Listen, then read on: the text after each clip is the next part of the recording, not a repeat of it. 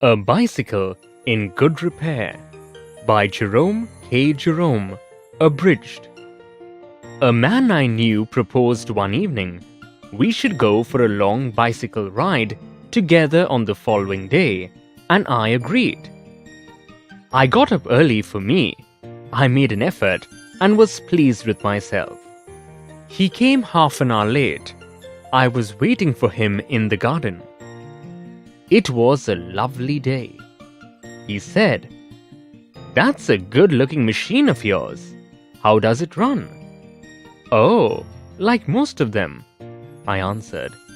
"Easily enough in the morning, goes a little stiffly after lunch." He caught hold of it by the front wheel and the fork and shook it violently. I said, "Don't do that, you'll hurt it." I did not see why he should shake it. It had not done anything to him. Besides, if it wanted shaking, I was the proper person to shake it. I felt much as I should had he started whacking my dog. He said, "This front wheel wobbles." I said, "It doesn't if you don't wobble it." It didn't wobble, as a matter of fact. Nothing worth calling a wobble. He said, "This is dangerous. Have you got a hammer?" I ought to have been firm, but I thought that perhaps he really did know something about the business. I went to the tool shed to see what I could find. When I came back, he was sitting on the ground with the front wheel between his legs. He was playing with it, twiddling it round between his fingers. The remnant of the machine was lying on the gravel path beside him. He said, "It looks to me as if the bearings were all wrong." I said, "Don't you trouble about it anymore. You will make yourself tired. Let us put it back and get off." He said, "We may as well see what is the matter with it. Now it is out." He talked as though it had dropped out by accident. Before I could stop him, he had unscrewed something somewhere, and out rolled all over the path some dozen or so little balls. "Catch him!" he shouted. "Catch him!" We mustn't lose any of them. He was quite excited about them. We grovelled round for half an hour and found 16. He said he hoped we had got them all, because if not, it would make a serious difference to the machine. I put them for safety in my hat. It was not a sensible thing to do, I admit. He then said that while he was about it, he would see to the chain for me, and at once began taking off the gear case. I did try to dissuade him from that. I told him what an experienced friend of mine once said to me solemnly: "If anything goes wrong with your gear case, sell the machine and buy a new one. It comes cheaper." He said, "People talk like that who understand nothing about machines. Nothing is easier than taking off a gear case." I had to confess he was right. In less than 5 minutes he had the gear case in 2 pieces, lying on the path, and was grovelling for screws. He said it was always a mystery to him the way screws disappeared. Common sense continued to whisper to me, "Stop him before he does any more mischief. You have a right to protect your own property from the ravages of a lunatic. Take him by the scruff of the neck and kick him out of the gate."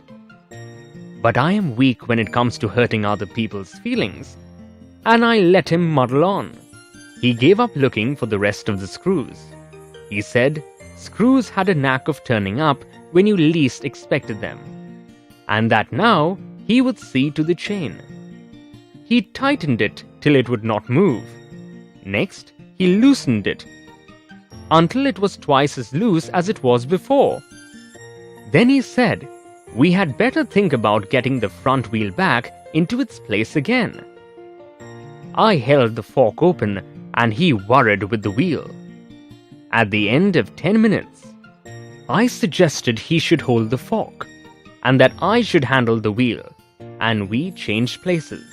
At length, we did get the thing into position, and the moment it was in position, he burst out laughing. I said, "What's the joke?" He said, "Well, I am an ass." It was the first thing he had said that made me respect him. I asked him what had led him to the discovery. He said, "We've forgotten the balls." I looked for my hat. It was lying topsy-turvy in the middle of the path. He was of a cheerful disposition. He said, "Well, we must put back all we can find and trust to Providence." We found 11. We fixed 6 on one side and 5 on the other, and half an hour later, the wheel was in its place again. It need hardly be added that it really did wobble now. A child might have noticed it.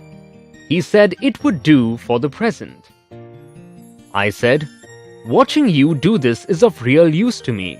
It is not only your skill that fascinates me, it is your cheery confidence in yourself, your inexplicable hopefulness that does me good." Thus encouraged, he set to work to refix the gear case. He stood the bicycle against the house and worked from the offside. Then he stood it against a tree and worked from the onside. Then I held it for him, while he lay on the ground with his head between the wheels, and worked at it from below, and dropped oil upon himself. Then he took it away from me, and doubled himself across it, till he lost his balance and slid over onto his head. Then he lost his temper, and tried bullying the thing. The bicycle, I was glad to see, showed spirit, and the subsequent proceedings degenerated into little else than a rough and tumble fight between him and the machine. One moment, the bicycle would be on the gravel path, and he on top of it. The next, the position would be reversed. He on the gravel path, the bicycle on him. Now he would be standing flushed with victory, the bicycle firmly fixed between his legs. But his triumph would be short-lived. By a sudden quick movement, it would free itself and, turning upon him, hit him sharply over the head with one of its handles.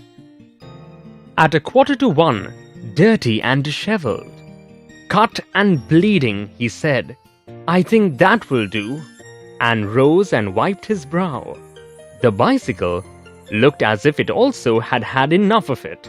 Which would have received most punishment, it would have been difficult to say. I took him into the back kitchen, where, so far as was possible, he cleaned himself. Then I sent him home.